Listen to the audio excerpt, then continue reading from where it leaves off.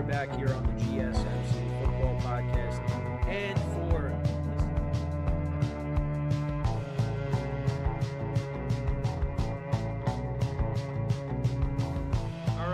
we are back here on the GSMC. Keep yourself in the loop of everything football on the Golden State Media Concepts Football Podcast. The latest news on and off the field, be it college football, Big Ten, SEC, Big 12, Pac-12, ACC to the NFL. We've got you covered. Listen to the Golden State Media Concepts Football Podcast.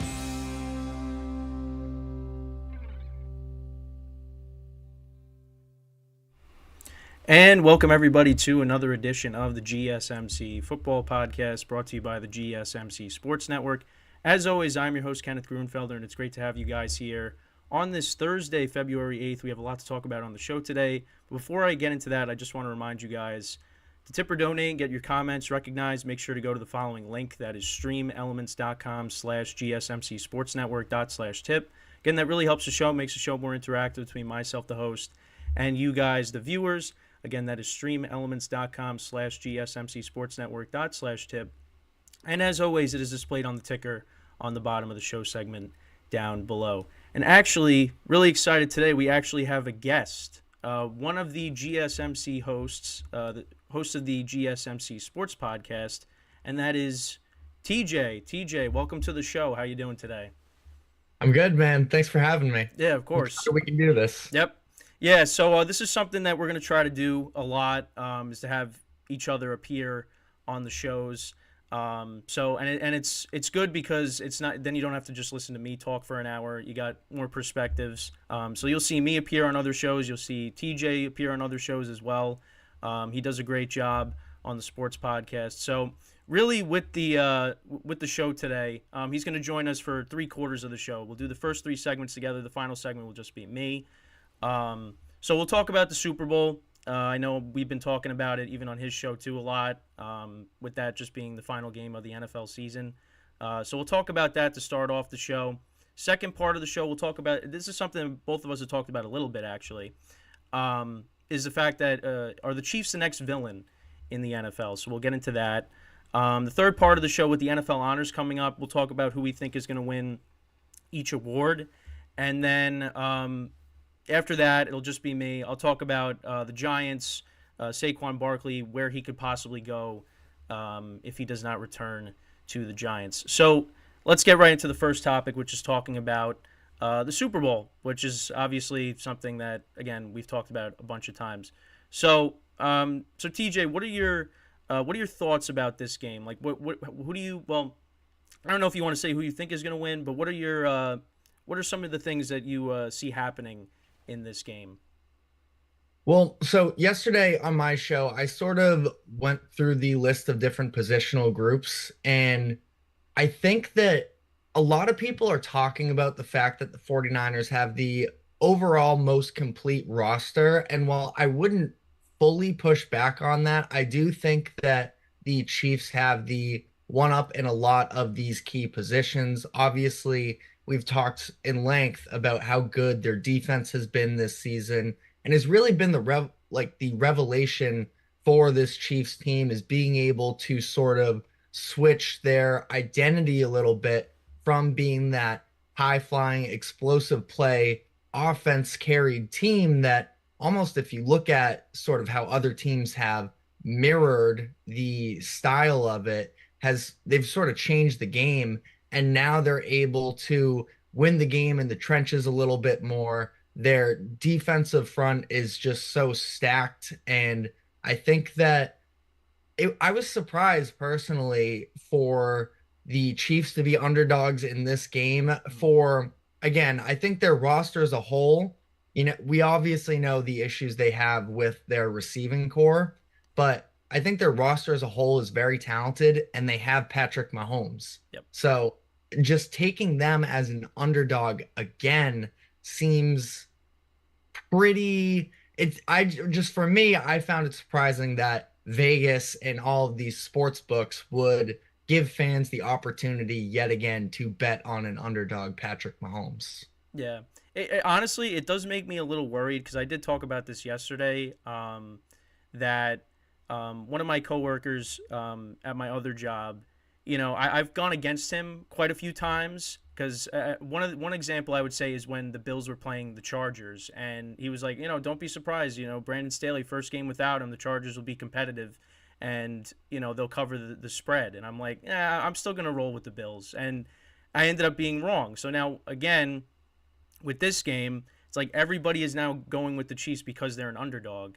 And, for me, and something we've talked about a lot with everybody else at GSMC is, can't bet against Patrick Mahomes. But at the same time, it's like you got everybody now going with the Chiefs, especially with them being an underdog. And that does worry me a little bit. But then again, you look at the 49ers and how they've started off really slow on offense in these first two playoff games against the Packers and against the Lions. If you fall behind against the Chiefs, I don't think you're going to be able to come back because the Chiefs hardly blow leads. The one lead that I still don't get how it happened was the AFC Championship game a couple years ago against the Bengals because they were up 21-3 and they blew that lead, and I was at home. So other than that, they really don't blow leads that often. And I think in this game, they have the defense, like you were saying, that I think could definitely give Brock Purdy some problems. And you go back to the Packers game. I mean, Darnell Savage almost had another pick six. He dropped it. He's been fortunate. And then also, although it was a great play and one of the top plays of Championship Sunday, that should have been an interception too. The pass that IU caught off the rebound. So that worries me a little bit. But at the same time, the 49ers have a ton of playmakers.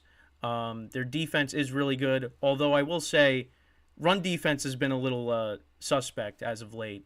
Well, really for both teams, they're both two good defensive cores, but if there is any sort of vulnerability on either side, it's a run defense. It is the run game, and I think that is going to play a huge factor in this game because, I mean, that was the conversation coming out of championship weekend the other week was the Ravens' lack of sticking with their identity and running the ball. Yeah, I mean, that's another thing, too, that still made no sense. I mean, you only ran the ball, what was it, 6 times the whole game? Yeah, that really didn't make any sense. And in the past, between Lamar Jackson and Patrick Mahomes, the Ravens' defense was injured. They'd give up a lot of points to the Chiefs. This defense is one of the best. It might be the best defense Lamar Jackson's ever had. And they kept him in the game, but they kept throwing it. They just did not go back to the run. So that still really puzzles me. Well, and that's the thing too, is we talked about, I totally agree. The 49ers have not looked like the 49ers team that we sort of expected coming into the playoffs. Now, they were a little thrown off. They lose Debo early in that Packers game after preparing to have him for 2 weeks. So the offensive game plan gets thrown off a little bit, but I thought they were outplayed for the most part in that game. They obviously make the big plays at the end to come back, but like you said, sort of got a lot of breaks and then that slow start against the Lions. So it's not like you can look at that body of work and really put too much faith in the Niners off of that. But then on the Chiefs side, they have gone into two opposing teams' territories, and these are Patrick Mahomes' first true road games in his career. So credit to that. But I also think that between the injuries in the Miami Dolphins and Buffalo Bills, really defenses as a whole, the pass rushers, the linebackers, the Bills also missing their cornerback one. Like, I didn't think that they were tested too much on that defensive side of the ball through their first couple wins. And then, like you were just talking about, I mean, they don't blow leads, but it's not like their offense really did all too much to protect their lead. Yeah, they went out and they got that lead off of some really efficient first couple drives for them. But after that, I mean, the Ravens, they were begging the Ravens to stay in that game and to come back. And I thought it was a lot of self-inflicted wounds on the Ravens side. So two great rosters, obviously, but I think it also just goes to speak about kind of the level of parity and how we are a little bit without that true flawless juggernaut in the NFL right now. And then also the other thing too, with the 49ers, another weakness you could point to is their secondary. And I know from watching the championship game, Kevin Burkhardt was saying on the telecast how, the pass rush really hasn't been getting home like they're supposed to. I mean, they go out and they get Chase Young at the trade deadline. And I know, Steve Wilkes wasn't happy with the effort in the championship game because you watch the Jahmyr Gibbs rushing touchdown and Chase Young doesn't even look like he's trying on that play to tackle him. So I think that's like a big key in this game is for the Niners. They got to get home. Like Bosa's got to get him, Armstead and Chase Young, they got to get after Mahomes. Now, even when saying that, Mahomes can get out of the pocket and move around. I mean, especially you go back to last year's Super Bowl, even on, when he hurt his ankle, earlier in the playoffs last year. I mean, he took off for that big scramble to set up, Butker kicking essentially the game-winning field goal to win the game. So, you could get after Mahomes, but he can move out of the pocket just like anybody. You could look at Lamar Jackson. His game, he is more of he's gotten better as a passer, but you would look at him and say, like, he's probably the best runner when it comes to, all the quarterbacks, along with Josh Allen. So, that's important, is getting after Mahomes, maybe getting him off his spot, because the secondary is something I also worry about, because I go back to last year's matchup, and Mahomes threw for over 400 yards in that game. Now, again, that was last year. It's a new year. I understand that. But still, Mahomes has played the 49ers before, and you still have a lot of those players from, the previous couple of matchups that, Mahomes has faced them. So that's another thing that I worry about too. And because we've seen the 49ers and their secondary and how they've struggled. You go back to the Bengals game when Joe Burrow was healthy and the Bengals were hot. The Vikings the week before that during that losing streak. That's another thing that I worry about is the Niners secondary. Yeah, and I definitely agree. It starts with that front line, because you look at the names that the 49ers have on the defensive line, and they should be getting home. You have Nick Bosa. You go out and you get a Chase Young, who was obviously the number 2 overall pick and had a great rookie year, obviously. I think that the fact that Washington was willing to move off of him maybe says something, but there were also plenty of teams that were looking to trade for him. I think he is a very good player. Maybe it's some of the effort issues that were highlighted in that Detroit game. But you look at the AFC Championship game, and those first 2 drives, I thought that the Chiefs were doing a really good job of protecting Patrick Mahomes. And when he can just sit back there, he's not going to miss throws. He completed his first 10. The first time it was an incompletion. He was throwing to a little bit more of an inexperienced receiver. And I sort of read it as, I think that the receiver just maybe didn't sit down in the spot that Mahomes wanted than necessarily him missing the throws. But then they were able to get a little bit more push up front and sort of slow down their game plan. But you're right, that secondary for the 49ers, it's never going to be easy when you lose your all-pro in the group with Hufanga, who they lost halfway through the season, and they're relying on a little bit more inexperienced Jair Brown. He's a 3rd-round rookie for them, and he's been doing fine in the secondary for them. Ambry Thomas, one of their cornerbacks, he wasn't supposed to be a starter, really. Yeah, I've seen people complain about him too. Yeah. And, he's had his moments where he's all right, but all in all, especially when you're going up against a Patrick Mahomes, who, like you said, getting pressure on him is one thing, actually bringing him down is a whole nother, because he's just about as good as anybody in the league as far as evading that pressure. But you got to at least sort of disrupt it. And I know that we've seen so many times in the past of Travis Kelce and Patrick Mahomes sort of improvising on the fly.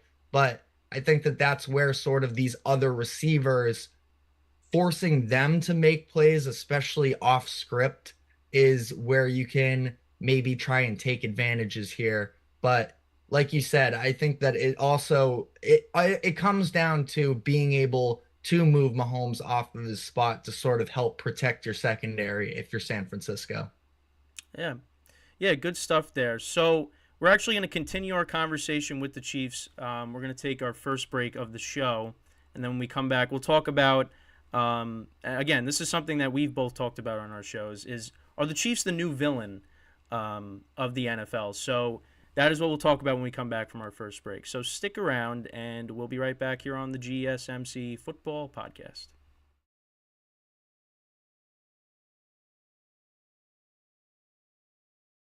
I feel like I'm losing my mind.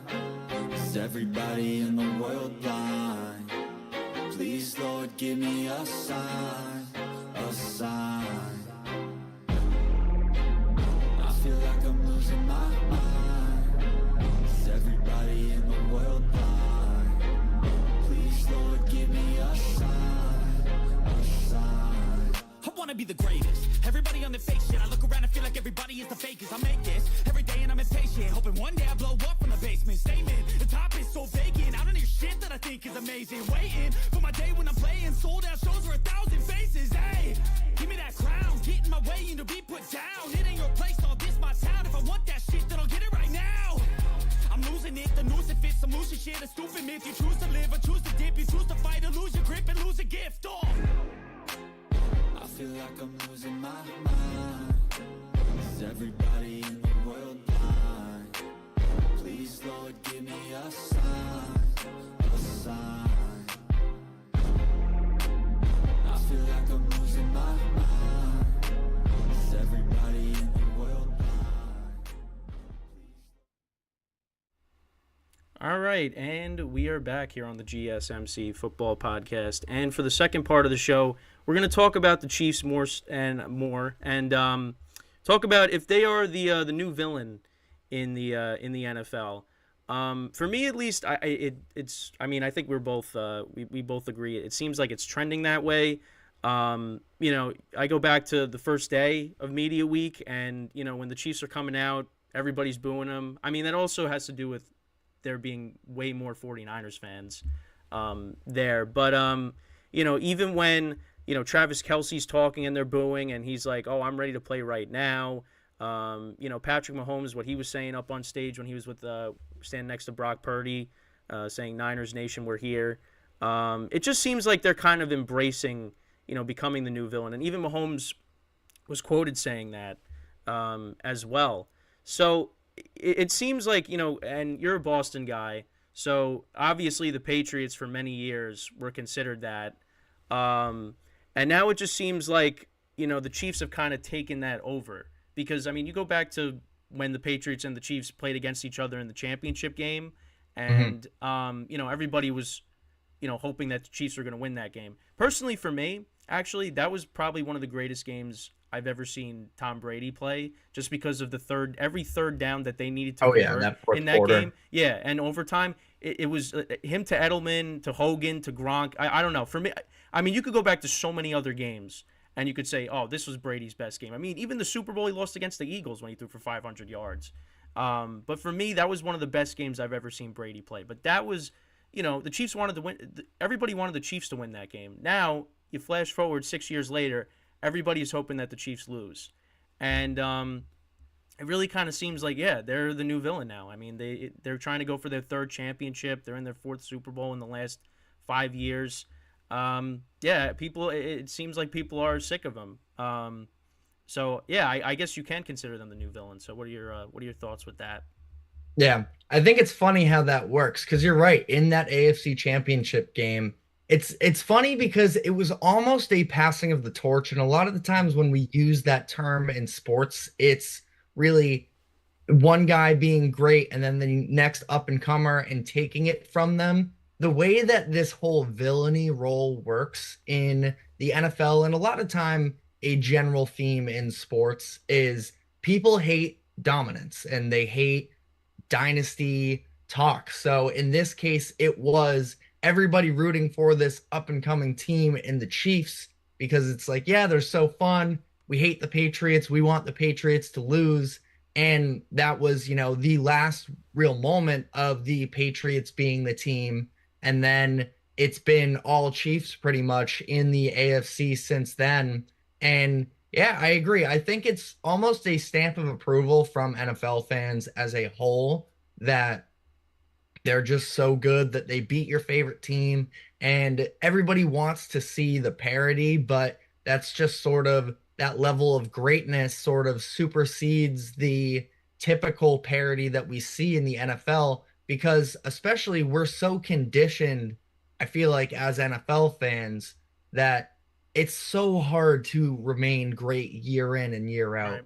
Like, we've seen the Patriots do it, but even in that time where the Patriots were the dynasty, these other teams that were sort of flashes in the pan, like you look at the Super Bowl between the Broncos and the Panthers, where the Panthers were this really fun team. Broncos were, a lot more defensive, maybe not quite as aesthetically appealing, but obviously a great team. Both of those teams missed the playoffs the next year. And this whole idea of a Super Bowl hangover, we saw what happened to the Eagles down the stretch. You just typically lose so much personnel, from players themselves to members of the coaching staff, that to year in, year out contend, it is so hard. And as NFL fans, we're typically not really conditioned for that. And the Chiefs have just reached this point where Mahomes and Reed are really two of the greatest at what they do. And when you have that nucleus, like we saw with the Patriots, you can afford to be a little more flexible around the edges. Yeah, I agree with that. And also, I feel like this doesn't get talked about enough, but the Patriots kind of had two separate dynasties. Yeah. I mean, you can put them into one, I guess, just because it was really with the same coach and the same quarterback throughout. But they went 10 years without winning a Super Bowl. I feel like that doesn't get talked about enough. No, very true. So people could say, like, oh, we were sick of seeing the Patriots. Well, it's like, yeah, the Patriots are making it to championship games. They made it to the Super Bowl against the Giants, but they didn't win for a long time. It's not until, they get back to it in 2014 and they beat the Seahawks on the Malcolm Butler interception. Again, that was one of the, greatest Super Bowls of all time, if you want to talk about that. That was my personal favorite. Yeah, it's a great. I mean, listen, there was a lot of those. I mean, it's, when Tom Brady throws that interception in that in the wild card game against the Titans, and I remember just hearing like Tony Romo saying, "Oh, you might never see this again," and all that, because that was Brady's last pass as a Patriot. I was at that game. Oh, wow. It was brutal. Oh, wow. Yeah, and the weather was bad too, right? That was a sloppy. It was a game. pretty miserable experience. Yeah, it was very low scoring. Yeah. Wow. It's just we were like, yeah, we're probably not going to see this again. But then all of a sudden now you see what the Chiefs have been able to accomplish, and it's like, okay, yeah, it's passing of the torch. They're doing now. They still got ways to go. Again, because the Patriots did it, two separate times. And obviously, the GOAT discussion is something that's been talked about a lot, comparing Tom Brady and Patrick Mahomes. They still got ways to go, but like what they've been able to accomplish in just a short period of time really is unbelievable. And you could say like, oh, like people could say, oh, I'm tired of seeing it, whatever. But it's like, this is actually like what we're watching right now is amazing, and it should be appreciated, whether you like it or not. 100% agree. Because what I like too is, I know we're talking about sort of the villainy of the Chiefs, but like Patrick Mahomes really has given NFL fans nothing to be upset about. I know you don't like his family, but yeah. I mean, that's what I talked about yesterday, the outside noise. Like that has more to do with what's going on off the football field as opposed to what's going on the football field when it pertains to him. And the whole Taylor Swift, Travis Kelce thing, like people get all upset about that. But really, if you look at just Mahomes, I mean, he is, at least the quotes that he was giving on Super Bowl opening night, I thought were almost surprisingly humble, because this is a guy who's been a starter for just 6 years and has been to an AFC championship game every season. And it would be probably pretty easy for him at this point to get all comfortable and just think, oh yeah, I can do this every year. Like you said, Brady went 10 years without winning a Super Bowl. Like, that stretch, I'm not saying it is definitively going to come for Patrick Mahomes, but it just can't be taken for granted. And I think that the fact that he's talking about, I'm not even close to halfway yet, in referring to the Brady legacy and the 7 Super Bowls, like, he understands how difficult what he is doing. And I mean, I'm totally on the same page as you. I think that, yeah, it's annoying to see, especially as a Patriots fan. Yeah. There's part of me that like wants to get defensive of the Brady legacy and everything, but we're also still in such a young portion of Patrick Mahomes. Like we said, he's not close to 7 yet. He's done amazing things in this early start to his career. He knows he's not there yet. There's still a long time coming.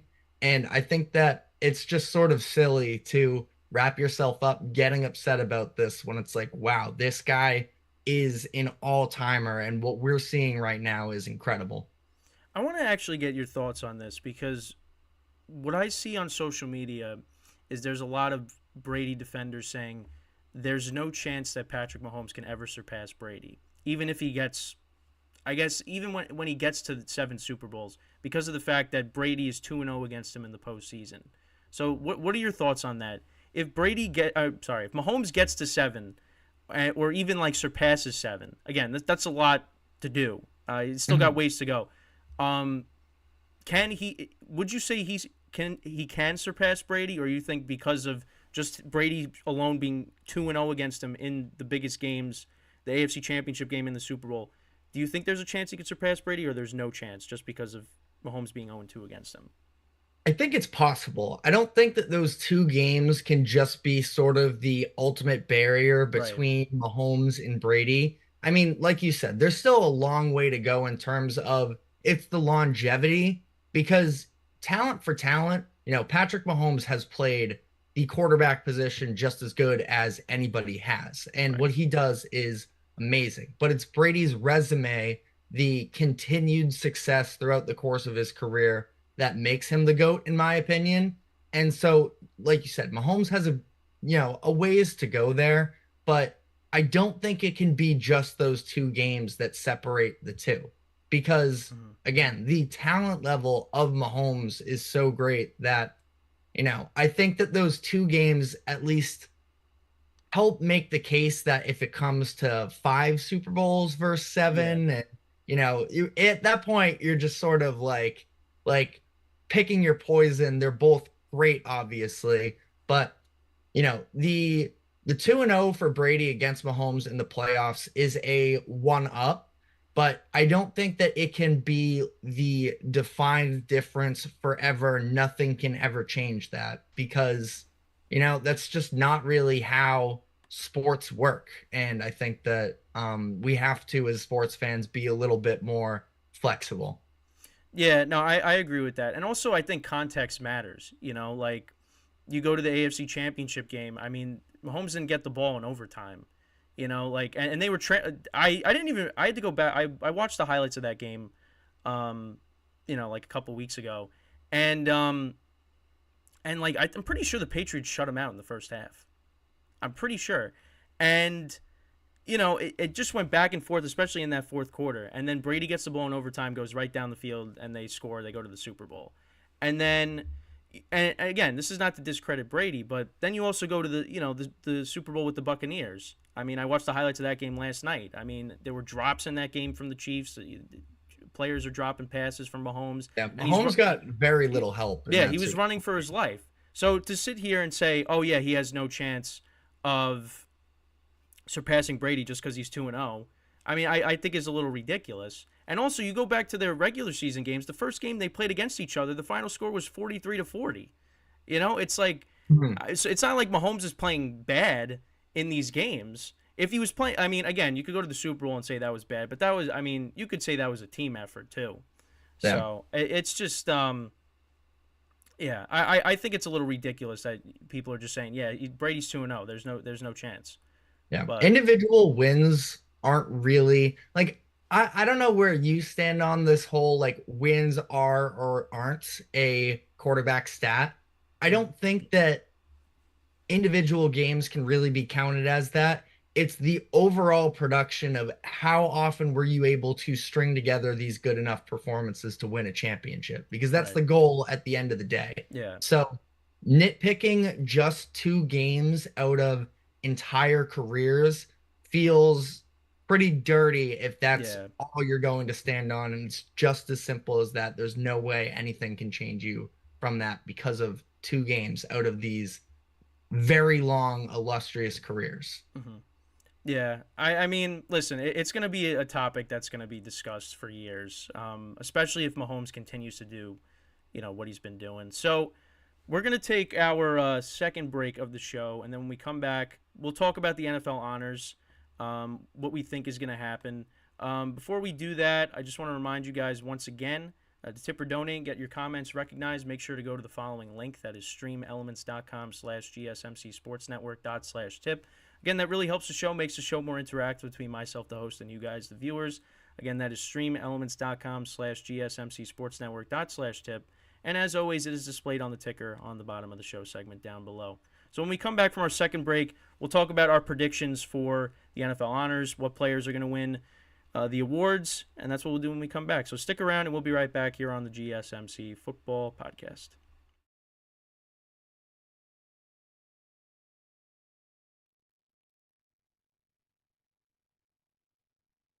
For the best and latest podcasts available anywhere, go to the podcast app on your cell phone and type in GSMC to access free content-rich podcasts on health and wellness, book reviews, sports, entertainment, relationships, social media, movies, technology, finance, and even weird news. Subscribe and download the GSMC Podcast Network's family of shows, available everywhere podcasts are found.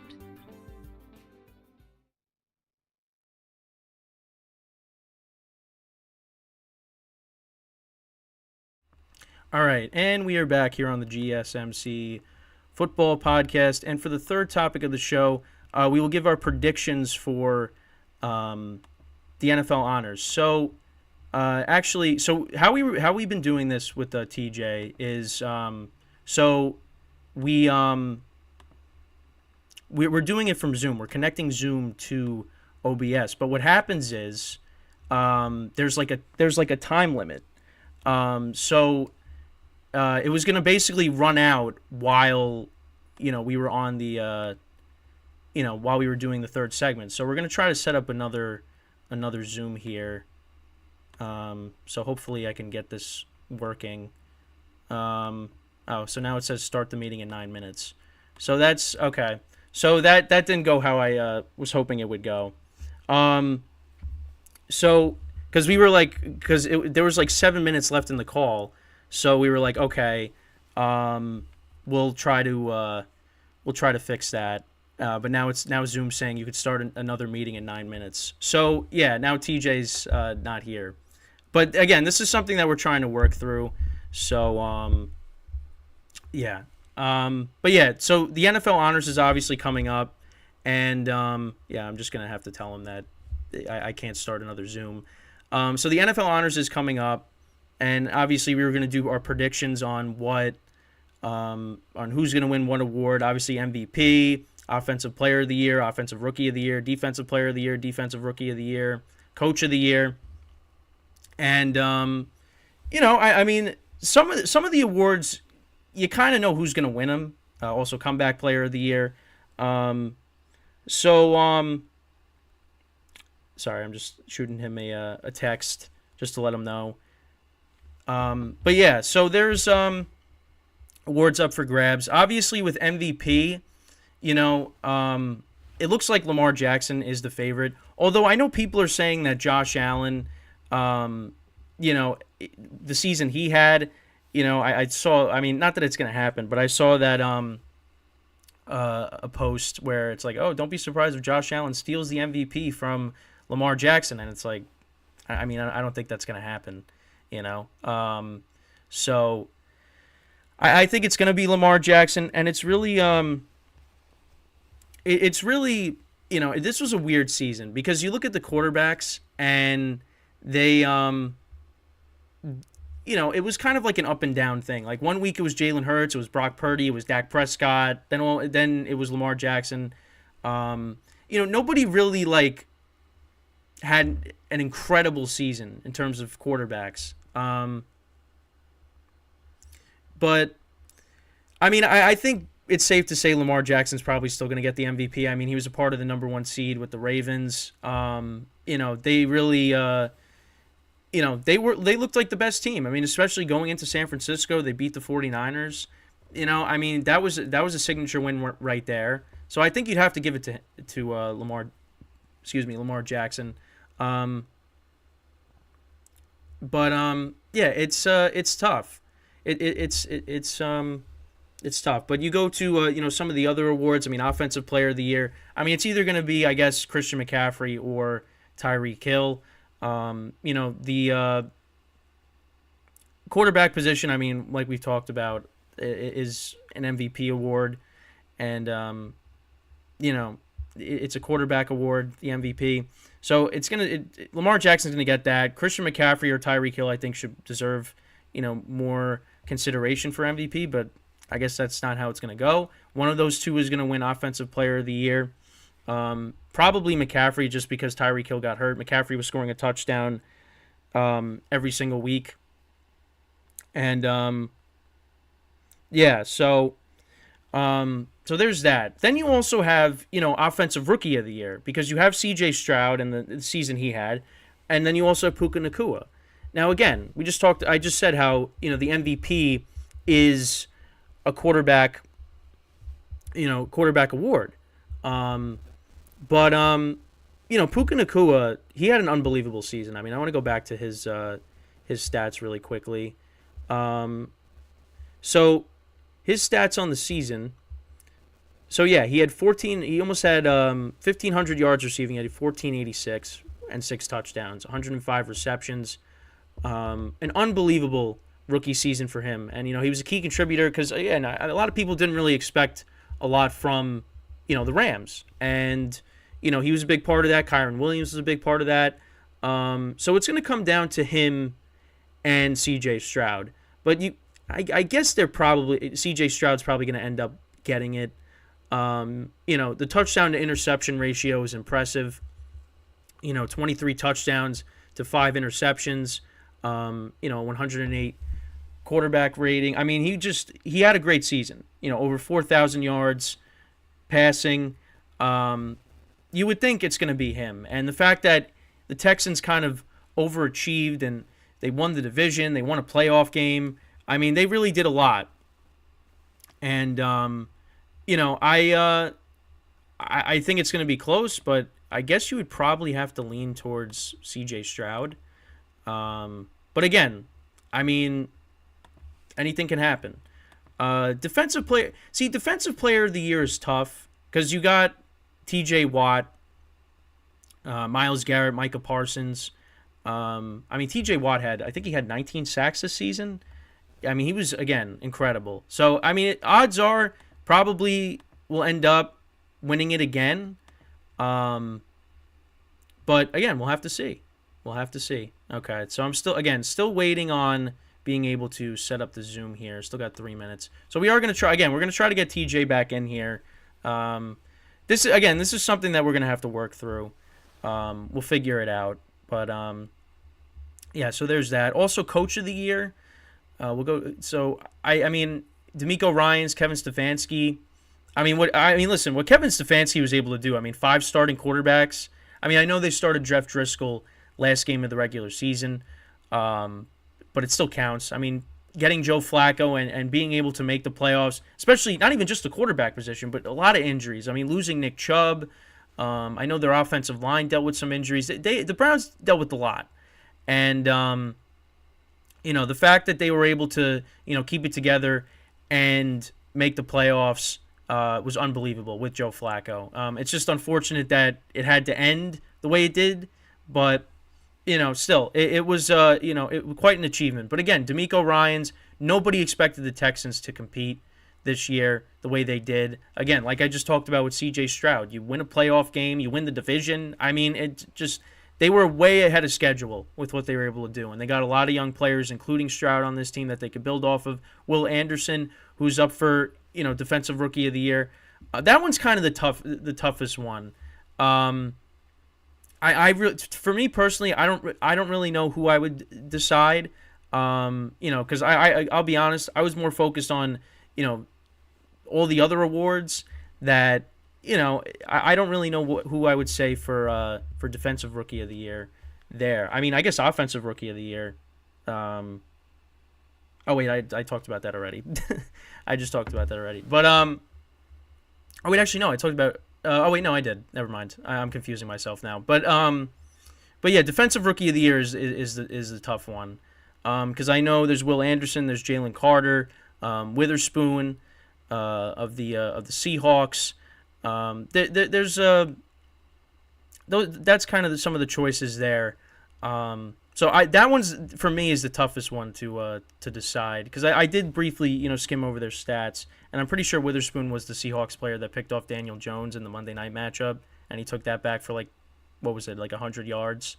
But he was a good player. He had a great rookie season. Will Anderson, another player for the Texans, they're going to build around him. Jalen Carter on the defensive line for the Eagles. So we'll see. We'll see what ends up happening there. And then you got comeback player of the year.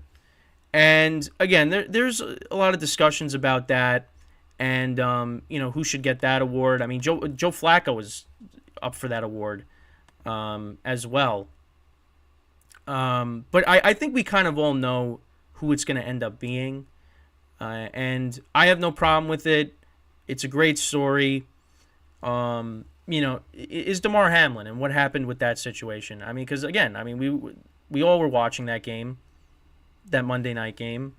And, it's something that we really have never seen before. And, the game ended up getting postponed because of it, and I just remember always, looking for updates on his condition, and, and just when, you get the news that he's starting to come out of it and that he's going to make it, I mean, it was unbelievable, because it was a scary situation. I mean, he took a big hit from T. Higgins, and he just goes to the ground, and, you got all the players just, like, in disbelief with what's happening. Players are crying on the field. I mean, ESPN was doing the best they could to, kind of talk about, what was going on. And, you had, the medical staff for the Bills did, an incredible job, and obviously he was able to get out of it and, and be able to make it back to the football field. I mean, what a recovery. And, it was a scary situation. It was a scary situation because that was a player that could have lost his life. And the fact that, he was able to get through that, it was unbelievable. So, I mean, he's going to get the award. But I understand when people are complaining about how, he didn't play a lot this year.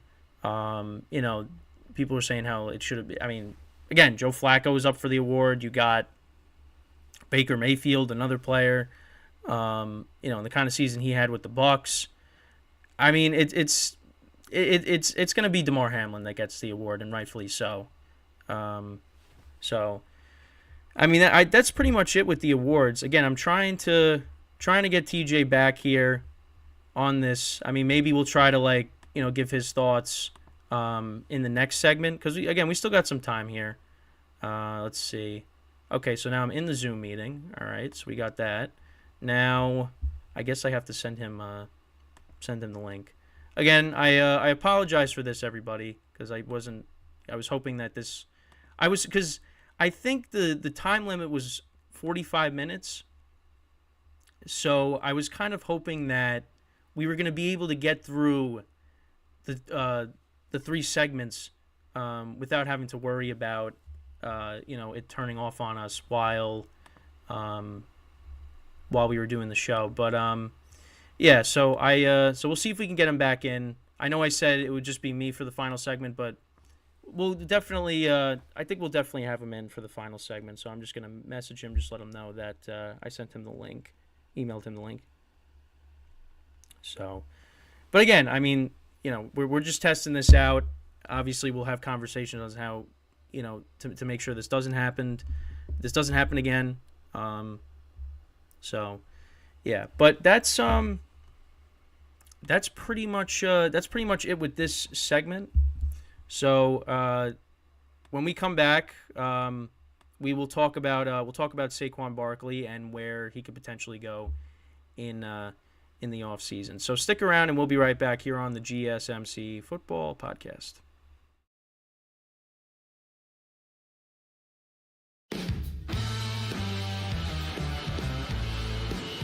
Cool. Hopefully, visually, like it still is lined. Yeah. Sure. Yeah.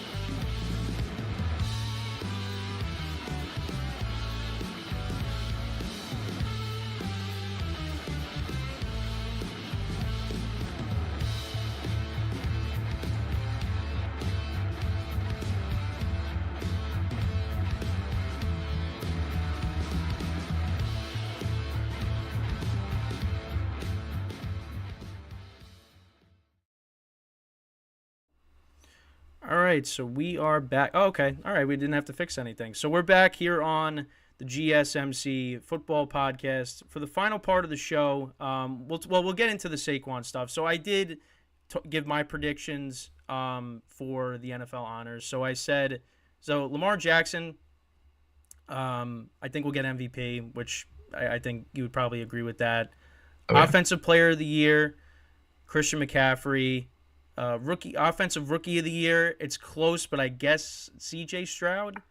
Yeah, it sucks that Puka can't get it. I feel like in a lot of years he could have. He had a very deserving season for it. But, I mean, it's just the way the NFL is. You kind of have to give it to the quarterback. And Stroud was great, so he does deserve it as well. Mm-hmm. Just thinks that Puka also deserves it, but he's not going to get it. Yeah, because I did talk about how, like, you know, even with the MVP, like, it's the quarterback usually gets it. I mean, this could have been the year that the quarterback doesn't get the MVP, but it still seems like that's going to happen. Okay.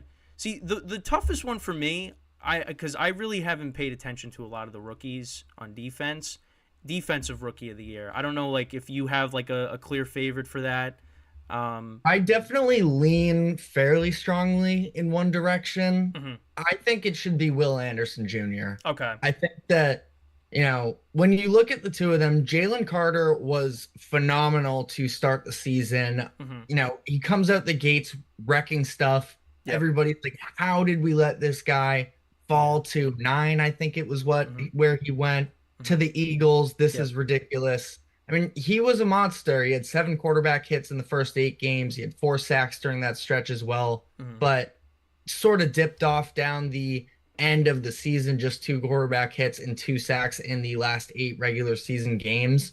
And he's great. And I think that he's going to be a very good player for a long time. So I'm not trying to discredit him or anything, but I think that the key difference for me between these two guys is just the ability to stay on the field, where even going back to Georgia, Jalen Carter wasn't really a 3 to 4 down guy. Like, he was having to come off the field a lot. He's a monstrous human being, obviously. So hard to lug all that around with him, play in and play out. Mm-hmm. But Will Anderson, he's just so much, you know, he's at a position, obviously defensive end as opposed to interior lineman, where, you know, you have a little bit more flexibility when you're on the inside based off of personnel groups that go out there. But I mean, I just thought Will Anderson's trajectory through the course of the regular season was just on the up and up. He was incredible to me.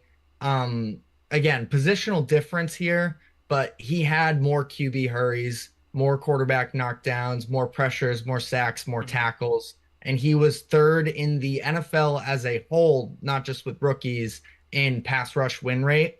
So 2 stud defenders here, but I would give the edge to Will Anderson Jr. here, even though I think Jalen Carter might end up winning it. Okay, gotcha. Yeah, because also the other name I mentioned was Devin Witherspoon of the Seahawks as well. Yeah, I love Witherspoon too. Mm-hmm. He's great. Yeah, because I brought up the pick six that he had against the Giants on that Monday night, so that was fun to watch.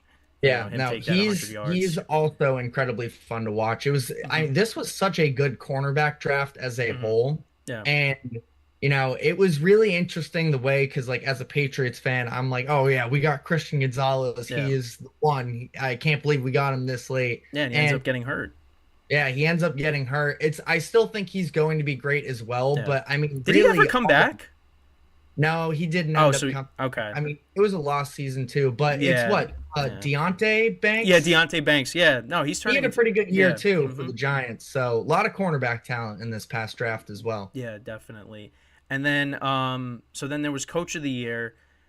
I mean, it's either. I think it's going to come down to either D'Amico Ryans or Kevin Stefanski. I mean, you could definitely make a good argument for both sides. I guess. I think I said D'Amico Ryans, but like what's Kevin Stefanski had to deal with this year? I mean, you lose Nick Chubb, 5 different starting quarterbacks. I mean, your offensive line, you dealt with some injuries there too. I mean, and they made the playoffs. I mean, that was unbelievable. And then you look at the Texans, nobody expected them to win the division and win a playoff game. I mean, they did that. They are way ahead of schedule. So it's going to be interesting. It's going to be one of those two, it seems.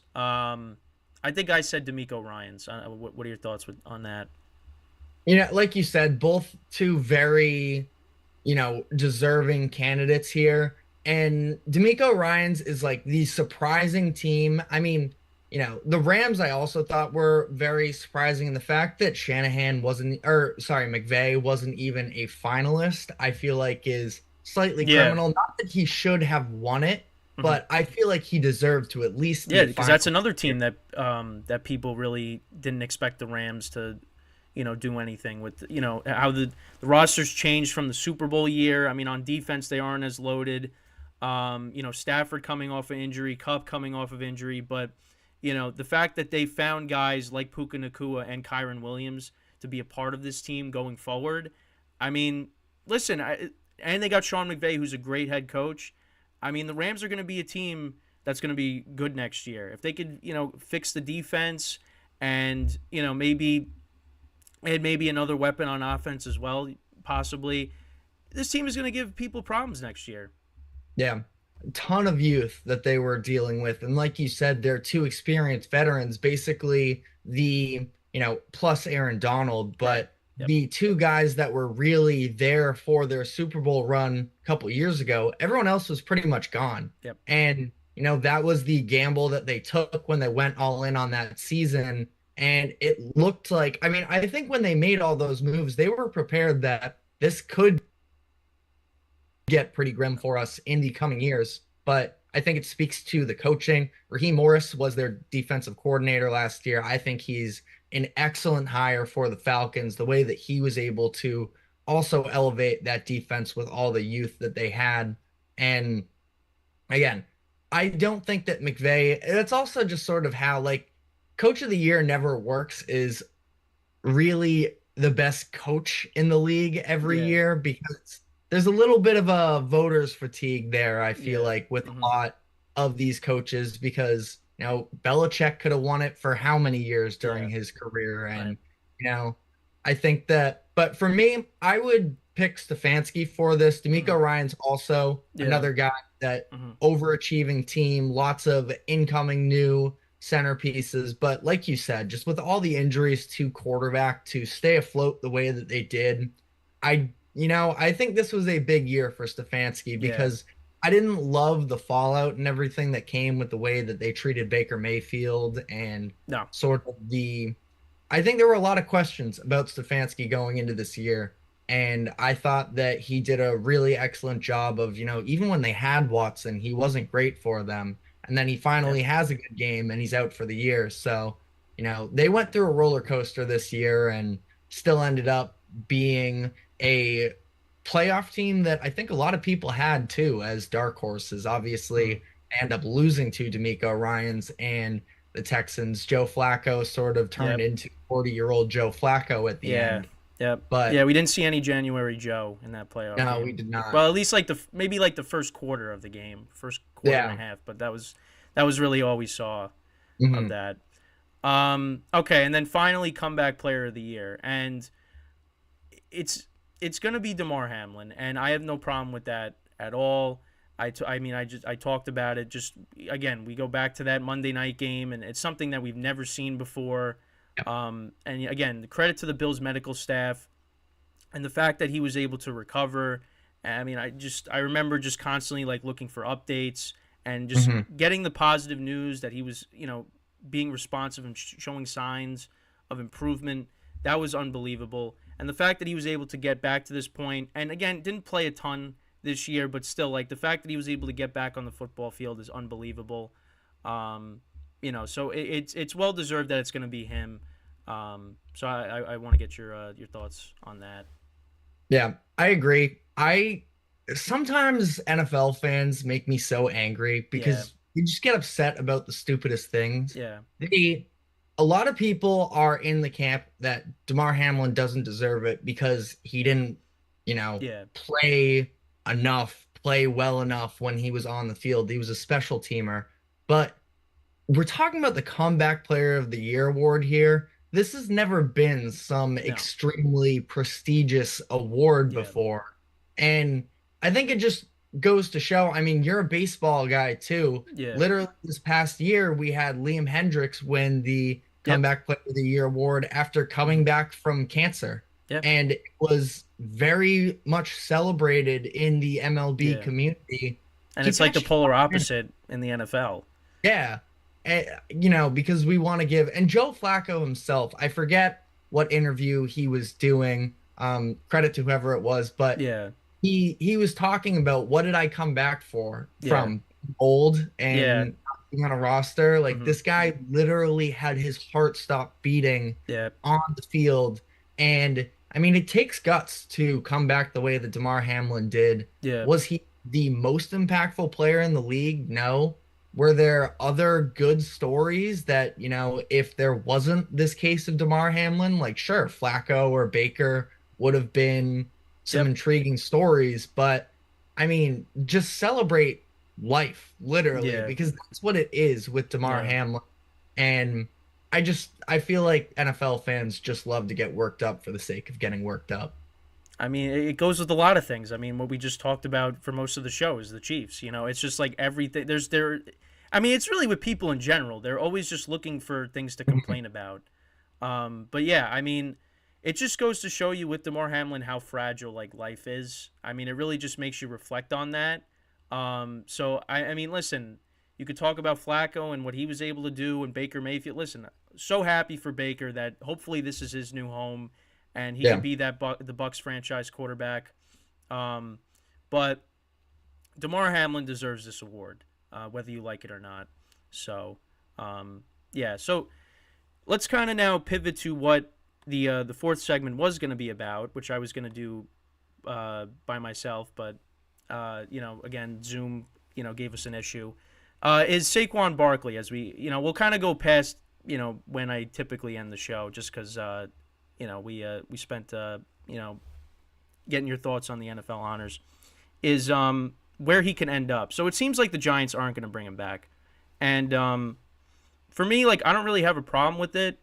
I mean, I don't really have as much attachment to a lot of the players like I used to. I'm kind of fine with them moving off of him, especially because it's the running back position, and we see how these guys have been aging.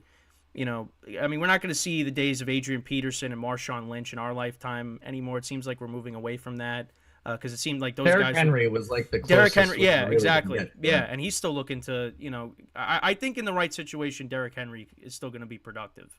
But again, it's got to be the right situation. We're moving away from that, and I was looking at an article on Bleacher Report. Some of the teams they listed, the Ravens. I know the Chargers maybe were looking to make a push at him. Saquon Barkley could definitely end up in a better situation next year, and I think he should. I know it didn't go the way he wanted it to last offseason because the Giants prioritized bringing back Daniel Jones. But for me, I mean, you know, the Ravens, they have some question marks at the running back spot. I mean, you see guys getting injured every year at that position for them. So that would be a good fit, a team that loves to run the football, except in the AFC Championship game. You know, again, the Chargers could be a possibility, you know, because we'll see what happens with Eckler. And obviously the Chargers have a lot to deal with their cap situation. So that could also be a good spot. He's definitely going to have a lot of options. So I want to. What are your thoughts on that? Where do you see Saquon potentially going? Yeah, I mean, to your point about the Giants, I think that it is probably the natural parting of ways between them, because I think that the Giants just have other areas they need to invest money into. Right. Because this is a guy in Saquon that hasn't been very healthy through the course of his career. About 50% of his years, he's been dealing with injuries one way or another. And, you know, the Giants don't have the offensive line to really be giving $10+ million to this guy in Saquon Barkley, that we know the talent that he has, but he is probably best utilized elsewhere. I think that Ravens would be scary if he ended up there. Oh, yeah. I mean, that would be some sort of combination, the way that, I mean, we saw, you know, the lack of the run game in the AFC Championship game for the Ravens was disappointing, but even still, Lamar was, when they were having some success moving the ball, he was checking down a lot to his running backs. He was incorporating his running backs in the run game there. I think Gus Edwards had a handful of big catches. It was Justice Hill, the one that had the catches in that game. Right. But I also think that, you know, you just mentioned the team of the Chargers. This is a team that Harbaugh is taking over after a handful of years at Michigan, where sort of a big part of his initiative was building up a run game, making a quarterback friendly scheme. And Herbert's a better quarterback, obviously, than 100% Harbaugh has had at this point. But, you know, Herbert has, for as much talent like on paper that the Chargers have had, it's been a lack of production for them. And I'm aware that Saquon is still a little bit of this injury risk, and that's another team that they could. I mean, they had some injuries on the offensive line too. So I mean, they've been trying to rebuild the offensive line for 10 years. You know, yeah, seriously. So it's, you know, I can see that, but yeah, yeah, I don't know. I feel like Saquon is probably more suited for a championship contender this year. I think that that's probably where his head is kind of at. I'm curious what the open market is going to look like, because the Chargers are another team where I'm sure that they'd like to bring him in, but they're in a lot of cap trouble themselves. Yeah. So I'm curious the direction this is going to go, if Saquon is going to head more towards the big money, or if he maybe wouldn't mind doing like a stopgap year with a contender and proving his worth, because I think he was extremely valuable for that Giants playoff run a couple years ago. And I think that, you know, he helped elevate the play of Daniel Jones and the offense as a whole, and sort of put that year together the way that it was. Yeah. No, I can't disagree with anything you said. Again, like for me, it just goes like if he leaves, I'm not going to be devastated by it. I mean, I'd like to see the Giants, you know, build this roster up and get this team to be more respectable. And it looked like, you know, they won the playoff game against the Vikings last year, and you thought, okay, they're ahead of schedule. Let's see what happens this year. And, you know, from the first game against Dallas, which I've said, that was the game, how that game would go, that was going to dictate the kind of season they had. And losing 40-0, I'm like, this team is not going to be good. And, you know, you looked at the schedule. I mean, the schedule, they had a lot of tough games. I will say, though, how they competed down the stretch, that at least, you know, encourages me. But then, of course, then you have all this stuff with Wink Martindale and Brian Dable, and it's just like the falling out of that. I'm just like, I don't know what to expect going into next year. So we'll see how they approach this draft. This is a huge offseason for them if they want to get back to, you know, how they were in Dable's first year. Because I'm tired of them being the punching bag to the Cowboys and the Eagles. I mean, they did they really did bring it to the Eagles the final week of the regular season, because the Eagles had something to play for, and the Giants really stomped them. But you figure the Eagles are going to be better next year. Coordinator stuff was, the fact that they lost Steichen and Gannon, and then, how that impacted their season, especially down the stretch. I mean, we'll see what Kellen Moore and Vic Fangio can do. I mean, I think those guys are upgrades over what they had. But I'm tired of the Giants being the punching bags. I just want to see this team be good again. I feel like the fandom kind of like for me, I'm like, the Yankees are like my top team. The Giants are number 2, but I feel like that's kind of just like, it's like a distant number 2. Because I just feel like my fandom's not what it used to be, just because of how bad they've been for so long. But we'll see. I mean, Saquon deserves to go elsewhere where he's going to get paid, because he's still got some good years left. And like you said, the injuries have been a problem. But, if he can have an injury-freed season, I think he could help whoever he ends up with. So it remains to be seen. We'll find out. But, yeah, he's probably done with the Giants. Yeah, I'm looking at some salary cap numbers right now, and a team that is in the top 8 that has some room that could probably make an upgrade at the running back position and looking to contend more is the Buccaneers. So I feel like that could be a pretty interesting fit, helping Baker, assuming that the Buccaneers want to stay in this contention mode, maybe not full-on Super Bowl contenders, but you win a playoff game. Team, yeah, you feel like you can maybe talk yourself into it and continue to build on that success. I feel like Saquon looked pretty cool in a Buccaneers jersey. Yeah, I mean, it would be a nice compliment to Rachaad White, who had a good season too. I don't see anything wrong with that, but we'll see. I mean, they gotta bring back Baker. Mike Evans, they're gonna try to bring him back too. They have some of their longtime players, even on defense too, that were part of the Super Bowl team that are free agents. So, yeah, I mean, we'll see. But TJ, I appreciate you coming on the show today. Again, nice to have somebody else, to be on the show with. It's not just me talking for an hour by myself. Obviously, I'm just playing around with that. But yeah, no, it's nice to have you on. Talk to you soon. Because obviously, we have a production meeting after this, so I'll see you in that. Yeah, definitely. It was fun doing this. Yeah, sure. We'll be working some more together in the future. Oh yeah, definitely, 100%. I'll try to make an appearance on your show, hopefully. So that's all the time that we have for today. Thank you guys for watching. We'll be back again tomorrow, same time, 10:30 a.m. Eastern time. I'll preview the Super Bowl, give you my predictions for that, and so as always, I'm Kenneth Grunfelder signing off from the GSMC Football Podcast, brought to you by the GSMC Sports Network. Have a good day, and I'll see you guys next time. Take care.